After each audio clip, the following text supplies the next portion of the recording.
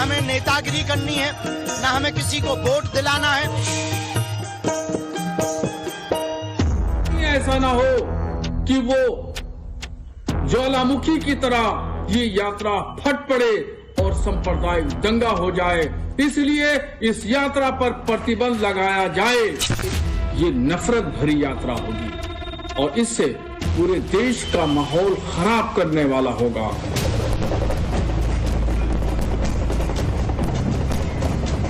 हिंदू राष्ट्र और सनातन को जगाने के हुंकार भरने वाले बाबा बागेश्वर सरकार ने आज से सनातन हिंदू एकता यात्रा शुरू कर दी।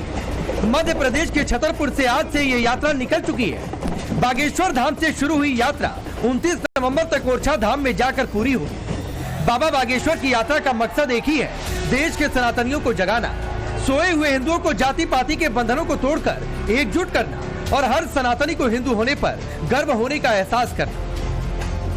भारत में हिंदुओं को एक करने का, सनातनियों को जगाने का दृढ़ था, वही सपना है, वही उद्देश्य है, वही हमारा लक्ष्य है। हमें लगता हनुमान जी ने इसी के लिए हम पर कृपा की है।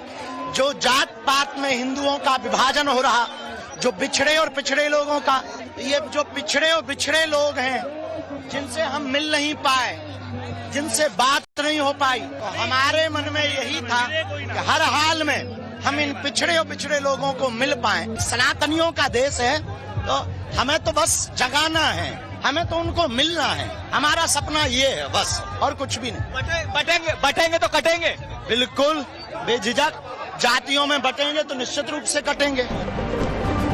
यात्रा की शुरुआत में ही बाबा बागेश्वर के साथ हजारों लोग शामिल हो रहे हैं। सनातनी यात्रा के लिए बाबा बागेश्वर को धन्यवाद बोल रहे हैं। बाबा का जोरदार स्वागत हो रहा। भक्तगण बाबा के चरण छूने को आतुर है। पहले ही दिन बाबा की सनातनी यात्रा में हिंदुओं का जोश आई। यात्रा शुरू करते ही बाबा बागेश्वर ने हुंकार भरी और सनातन विरोधियों पर भी करारा प्रहार कर दिया। हमें नेतागिरी करनी है, ना हमें किसी को वोट दिलाना है। हमें सिर्फ और सिर्फ हिंदुत्व को जगा करके धर्म विरोधियों को ये बताना है, जो ये कहते थे कि 15 मिनट पुलिस हटा दो, हम ये कहेंगे कि 5 मिनट हिंदुओं को दे दो। इनका उबाल, इनका जोश देखो। कौन है धर्म विरोधी? कौन लोग हैं धर्म विरोधी? जिन्हें राम से दिक्कत है, जिन्हें गौ माता से दिक्कत है, जिन्हें वंदे मातरम बोलने से दिक्कत है, जिन्हें भारत तेरे टुकड़े होंगे ऐसा कहते हैं। बाबा बागेश्वर की सनातनी यात्रा की पहली झलक क्या दिखी? कट्टरपंथी जमात की नींद उड़ गई।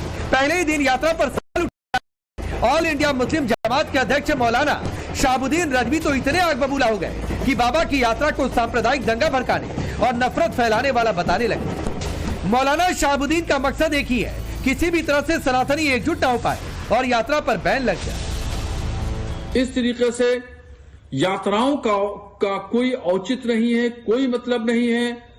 रियासत में जिन जिन रियासतों में उनकी यात्राएं जाएं या जो बॉर्डर्स पड़े, उसको सील कर देना चाहिए और इनकी यात्रा पर प्रतिबंध लगाना चाहिए। इनकी यात्रा हिंदू राष्ट्र को, हिंदुस्तान को हिंदू राष्ट्र बनाने वाली यात्रा है। धीरेन्द्र शास्त्री चाहते हैं इसको हिंदू राष्ट्र बनाना, तो ये नफरत भरी यात्रा इनकी शुरू होने वाली है। कहीं ऐसा ना हो कि वो ज्वालामुखी की तरह ये यात्रा फट पड़े और सांप्रदायिक दंगा हो जाए, इसलिए इस यात्रा पर प्रतिबंध लगाया जाए। मौलाना शाहबुद्दीन रजवी यही नहीं रुके। बाबा बागेश्वर पर धर्मांतरण कराने का आरोप लगाने के साथ साथ सनातनी एकता वाली यात्रा को देश का माहौल खराब करने वाला बताने लगे। वो कभी भारत को हिंदू राष्ट्र बनाने का झंडा लेकर के घूमते हैं और कभी मुसलमानों को वो धमकी देते हैं और कभी वो अपने आश्रम में धर्मांतरण का काम कराते हैं।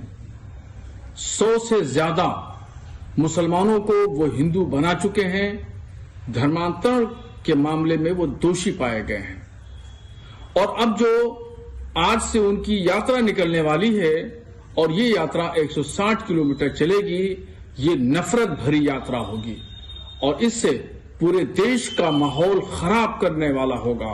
मुसलमान का एक कर्ज उतारा नहीं।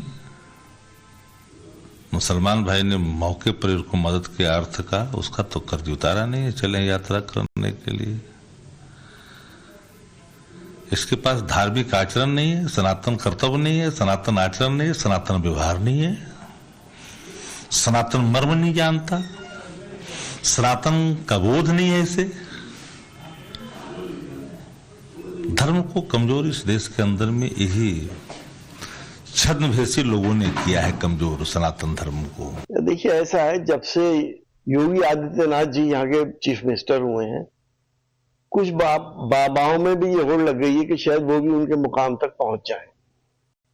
बाबाओं का काम ऊपर वाले की इबादत करना है। क्या हिंदू भाई क्या बिखरे हुए हैं, टूटे हुए हैं, तो जोड़ क्यों रहे हैं? वो क्या जोड़ेंगे? हिंदू भाई तो सब साथ हैं। बाबा बागेश्वर ने साफ कहा है कि उनकी यात्रा राजनीतिक नहीं है।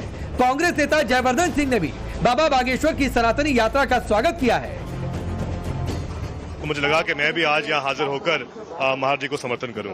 ये समर्थन कांग्रेस का है या ये समर्थन जयवर्धन सिंह का व्यक्तिगत? ये सीधी बात है, महाराज जी ने हमेशा कहा है कि उनके साथ हर दल के लोग जुड़े हुए हैं। कभी भी जब हम बात करते हैं सनातन धर्म की, तो उसमें हम पार्टी पॉलिटिक्स की बात ना करें, क्योंकि अनेकों कांग्रेस के लोग भी जुड़े हुए हैं महाराज जी के साथ में, उनका हम सम्मान करते हैं। अब सवाल है, क्या मौलाना शहाबुद्दीन दंगे का डर दिखाकर इशारों में धमका रहे? सवाल है कि हिंदू बहुसंख्यक वाले हिंदुस्तान में सनातनी यात्रा निकालना सांप्रदायिक कैसे हो गया? सवाल ये भी है कि अगर मुस्लिम एकजुटता का फतवा जारी होता है, राजनीतिक वोट बैंक के लिए मुस्लिम एकजुटता की बात होती है, खुले मंच से हुक्का पानी बंद करने की धमकियां खुलेआम दी जाती हैं, तब शहाबुद्दीन जैसे मौलानाओं की बोलती बंद क्यों हो जाती है? सबसे बड़ा सवाल है, अगर मुसलमान एकजुटता की बात हो तो सेकुलर, तो फिर हिंदू एकता यात्रा कम्युनल कैसे? Bureau report, times now Bharat.